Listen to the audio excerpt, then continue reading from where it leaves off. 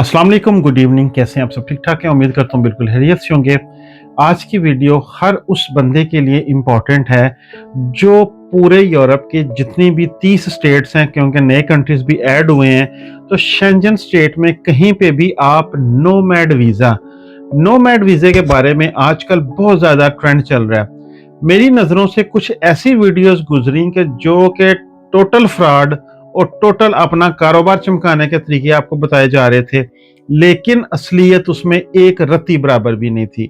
सबसे पहले आपको ये समझने की ज़रूरत है कि नोमैड वीज़ा स्पेन ने इसी साल शुरू किया है, पुर्तगाल में पहले का था, इटली में भी शुरू हुआ है, चेक रिपब्लिक में है, नॉर्वे में है, डिफरेंट कंट्रीज में, लेकिन जर्मनी ने ऐसे वीज़े को चांस कार्ड के तौर पे मुतारफ करवाया हुआ है। आपके लिए ये जानना ज़रूरी है कि नोमैड वीज़ा कहते किसे हैं।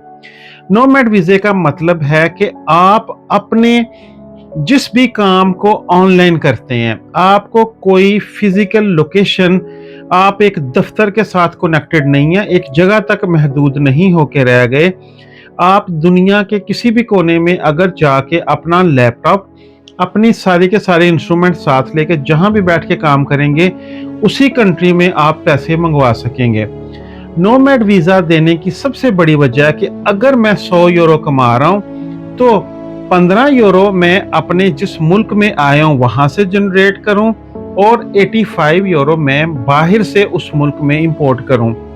मिसाल के तौर पे मैं किसी ऑनलाइन कंपनी के लिए ऑनलाइन प्लेटफॉर्म पे काम कर रहा हूँ, फॉर एग्जांपल आईटी का सपोर्ट एंड सर्विसेज का। लोगों को जो प्रॉब्लम्स आती हैं अमेरिका में, कनाडा में, इंग्लैंड में, वो माइक्रोसॉफ्ट को कॉल करते हैं कि वी हैव दिस प्रॉब्लम। आप अपने कंप्यूटर के साथ उनको कनेक्ट कर लेते हैं, उनके कंप्यूटर में एंटर होकर सारी प्रॉब्लम सॉल्व कर लेते हैं और उसके बदले में आप अपनी सर्विसेज को चार्ज करते हैं। ये एक आला मिसाल है नोमैड जॉब की कि आपको किसी भी जगह पे लोकेशन पे जाके दफ्तर के अंदर बैठने की ज़रूरत नहीं है।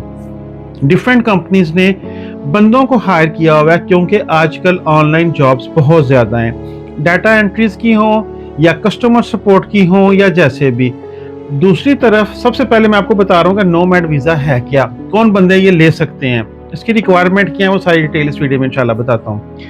अगर आप यूट्यूबर हैं, अगर आप टिकटॉकर हैं, आप इन्फ्लुएंसर हैं, आप महीने के इतने पैसे कमा लेते हैं और सारे के सारे ऑनलाइन आते हैं कि आप 100 में से 15 यूरो जिस कंट्री में जाके आपने नोमैड वीज़ा लिया है वहाँ पे और 85 यूरो उस कंट्री के बाहर से आपकी इनकम में आएंगे, तो आप नोमैड वीज़े के एलिजिबल हैं।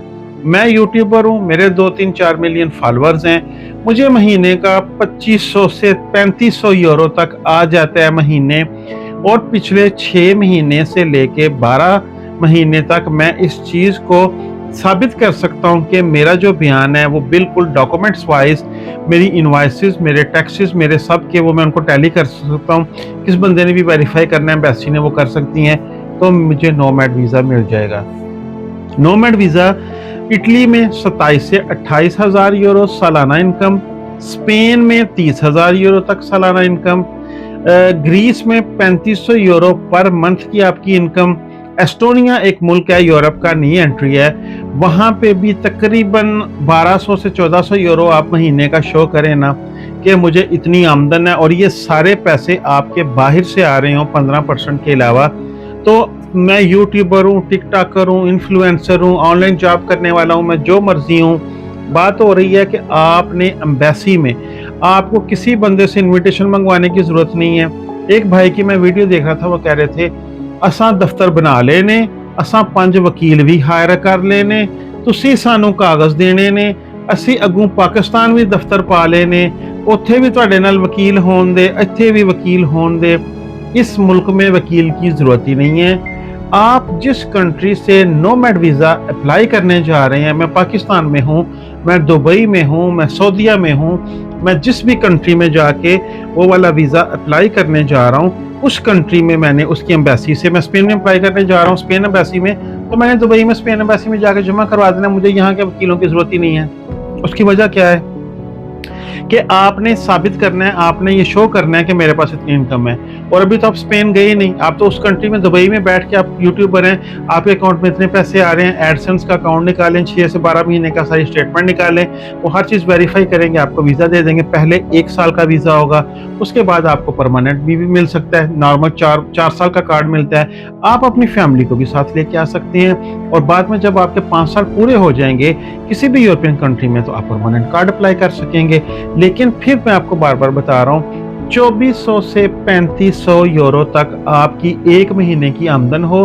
अब 2400 यूरो का 15% बन जाता है तकरीबन 700-800 यूरो।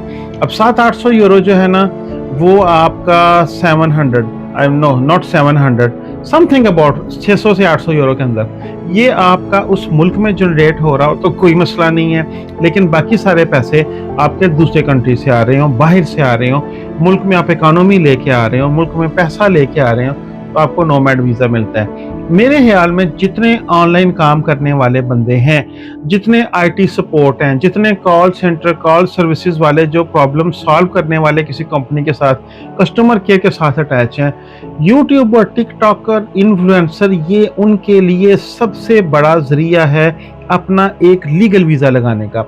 आपके पास अगर तो ये रिक्वायरमेंट पूरी है, आप उस मुल्क की, जिस मुल्क में आप रह रहे हैं, वहाँ पे स्पेन की एम्बेसी में चले जाएँ, इटालियन एम्बेसी में चले जाएँ, चेक रिपब्लिक की एम्बेसी में चले जाएँ, ग्रीस की एम्बेसी में चले जाएँ। और अगर आप हाई स्किल्ड हैं, ज़्यादा पढ़े लिखे हैं, आपके पास इतनी आमदन नहीं है, आप शो नहीं कर सकते, नोमैड वीज़ा नहीं लगवा सकते, लेकिन आप आईटी की फील्ड के साथ कोडिंग आपको आती है, सॉफ्टवेयर, हार्डवेयर इंजीनियर हैं, फिर जो उसका सॉरी होता है मेडिकल लाइन के अंदर हैं, और उसके बाद मेडिसिन इंडस्ट्री में है, आप क्या कर सकते हैं, आप अपनी डिग्रीज लेके जर्मन एम्बेसी में चले जाएं, चांस कार्ड का वीज़ा अप्लाई कर दें, 1 साल का आपको वीज़ा मिल जाएगा। और ये वो चीज़ें जो आपने खुद करनी है, खुद कर सकते हैं, कोई कंसल्टेंसी की ज़रूरत नहीं है। कंसल्टेंसी उस बंदे को चाहिए होती है जिसके पास डॉक्यूमेंट्स नहीं है, प्रूफ नहीं है, 2 नंबर तरीके से उन्होंने चीज़ें तैयार करनी है। एक आला मिसाल आपको देता हूँ, इन दिनों सबसे ज़्यादा जो अफेक्टेड लोग हैं यूरोप में, वो हैं स्कैंडिनेवियन कंट्रीज़ के और यूके के। जो लोग विजिट वीज़े पे, टूरिस्ट वीज़े पे, जाली वीज़े पे किसी तरीके इन मुल्कों में पहुंच गए। अब इन मुल्कों का कानून, मेरी अगली वीडियो इंशाल्लाह इसी चीज़ पे आ रही है कि यूरोप इस वक्त किस ट्रेंड को फॉलो कर रहा है। क्यों यूरोप में एक मुल्क ने, वो कौन सा पहला मुल्क है जिसने अजाइलम बंद की, इमिग्रेशन बंद की, परमानेंट कार्ड रिजेक्ट कर दिए, परमानेंट कार्ड का देने का टाइम 2 साल के बजाय 8 साल कर दिया, और इस वक्त उस मुल्क को क्यों सारा पूरा यूरोप कॉपी कर रहा है। इंशाल्लाह I am going to make next video, लेकिन इसमें मैं आपको ये नोमैड के बारे में बता दूं कि बिल्कुल ये वीज़ा मौजूद है। ये उन दोस्तों के लिए है जो महीने का 2400 से 3500 यूरो कमाते हैं, और वो 6 से 12 महीने की, फॉर एग्जांपल जितने जितने बड़े यूट्यूबर हैं, 3-4 मिलियन वाले हैं, वो अप्लाई कर सकते हैं। पहले साल का, फिर 4 साल का, फिर परमानेंट कार्ड, और पहले साल के बाद आपका जो नेक्स्ट कार्ड होगा, आप उसके ऊपर अपनी फैमिली को भी बुला सकते हैं, कोई मसला नहीं है। तो that was all from me. फिर भी कुछ रह गया हो, कुछ पूछना हो, कुछ कहना हो, शेयर करना हो, हमारा कमेंट बॉक्स, हमारा दिल आपकी बातों के लिए खुला है। कमेंट्स करें, लिखें, पूछें। I will do my best to reply you all. Take care of you. फिर मिलेंगे। अल्लाह हाफिज़।